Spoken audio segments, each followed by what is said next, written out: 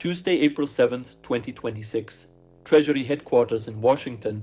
5 of the country's largest bank CEOs pulled into a conference room on 24 hours notice, and the name you know best from that list happens to be the name not on it.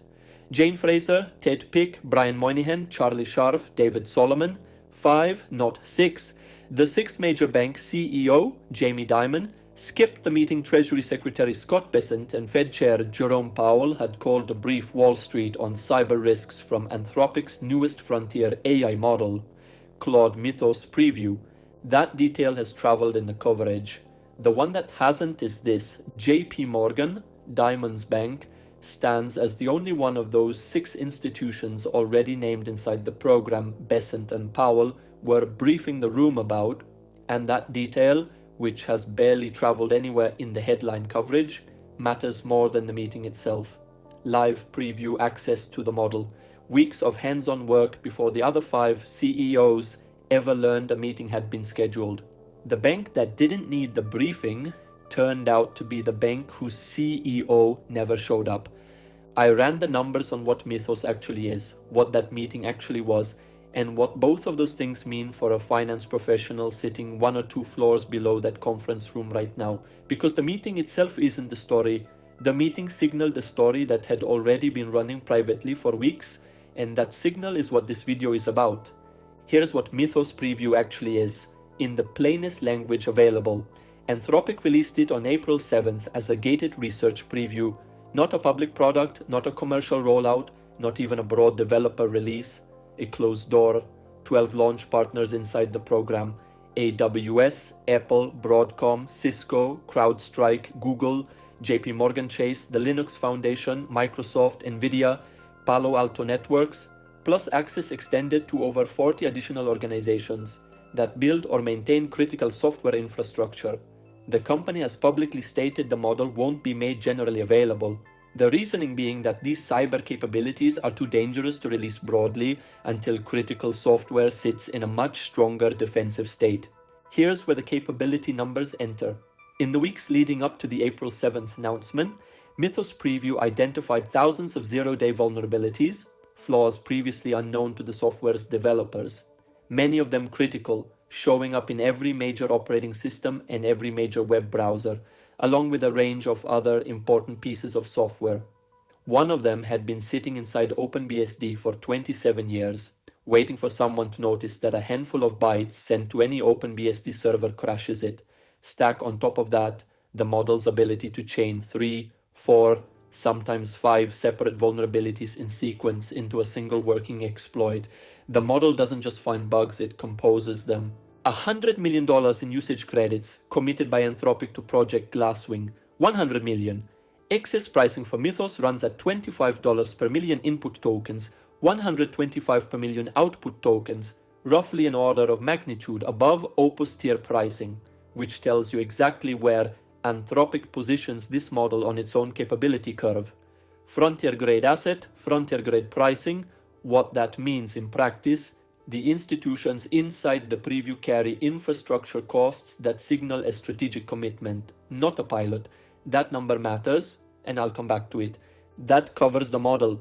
Here's what happened in the room. The bank CEOs were already in Washington for a Financial Services Forum board meeting when a special gathering got called on Tuesday to address Mythos specifically.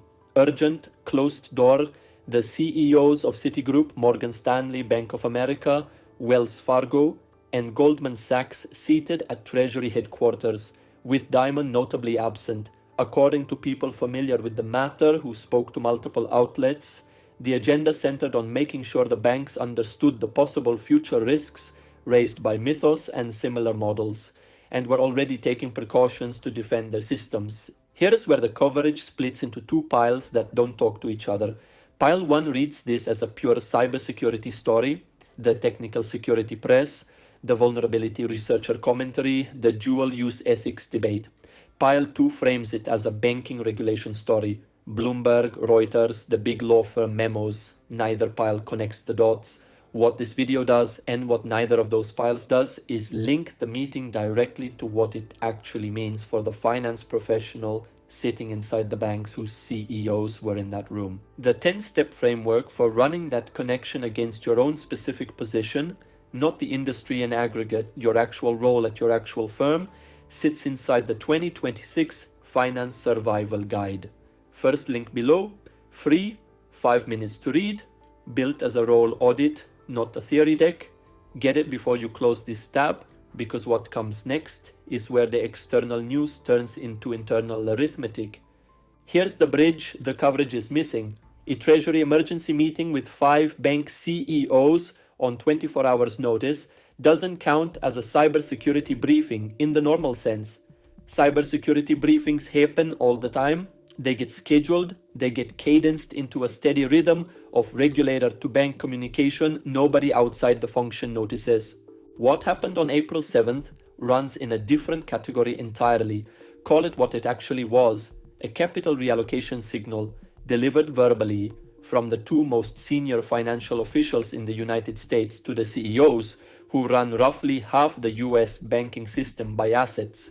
When the Treasury Secretary and the Fed Chair pull 5 CEOs into a Treasury conference room on short notice to warn about AI-driven cyber risk, the implication isn't subtle. The implication goes like this. Your current defensive posture is inadequate for a capability that already exists, and we expect you to do something about it before that capability proliferates. Which is where it stops being someone else's story. CrowdStrike's 2026 Global Threat Report puts the number at 89% year-over-year, AI-enabled attacks rising that much in 2025, 89. The World Economic Forum's 2026 work found that 87% of organizations identified AI-related vulnerabilities as the fastest growing cyber risk in 2025, ranking higher than any other category of threat. A recent EY study reports 96% of senior security leaders treating AI-enabled cyber attacks as a significant threat. 89, 87, 96, 3 institutional surveys, 3 methodologies, 3 populations, 1 direction. The Mythos release didn't create this trajectory, it inflected it. Here's what this means for the role band you occupy, the connection no coverage is making right now. A bank's operational response to a cyber threat of this shape doesn't involve hiring more human analysts to read code line by line. The response runs through AI tools, one or several, doing the reading at a scale no human team can match under the oversight of a smaller number of senior professionals who validate the outputs. Volume handled by the model, accountability held by the human. That handoff is already running inside major banks. Bessent and Powell just accelerated its calendar, which means the same technology stack your bank is now racing to deploy defensively against Mythos class offensive capability in external hands happens to be the technology stack that compresses certain task bundles inside your bank at exactly the same time. The cybersecurity budget line goes up. Money for that line comes from somewhere in the cost structure, not from senior oversight, not from revenue-facing client functions. It comes from the task compressible middle, where the analyst and associate bands sit, and where the exact tools being deployed for cyber defense are the same tools that can absorb the production layer at the same time. The dual-use logic runs both directions at once, same curve. I sat in a risk review about 2 years ago where the cyber budget discussion ran maybe 15 minutes of a 90-minute meeting. Standard line items, incremental adjustments, nothing that would stand out in a quarterly readout. Same conversation last quarter at a comparable firm. The cyber line stopped being a line at all, turned into a parallel track with its own working group, and the analyst headcount ask sat next to it with the explicit framing that one track was going to be funded faster than the other. 2 years, same conversation, completely restructured. If you sit in risk, compliance, or the IT finance intersection at a major institution, and you've watched your own cyber budget conversation change shape in the last 18 months. What did it look like before, and what does it look like now? Comments are the right place for that. I want the specifics from people inside the function, not the aggregate pattern. Here's the counter case. Serious readers hold it, real data supports it.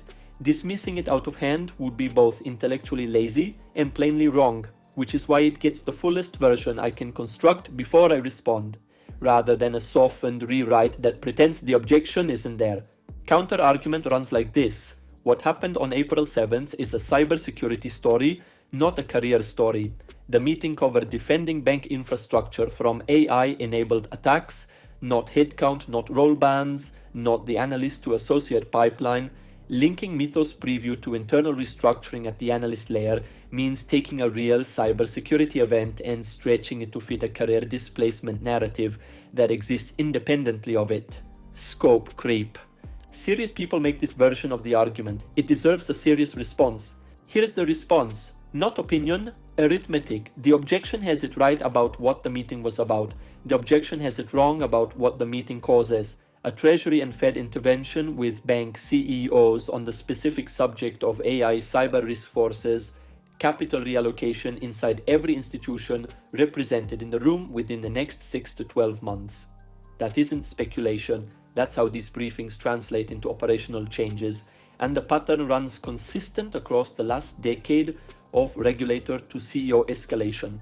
Capital reallocation at a bank has to come from somewhere in the cost structure, not from senior oversight.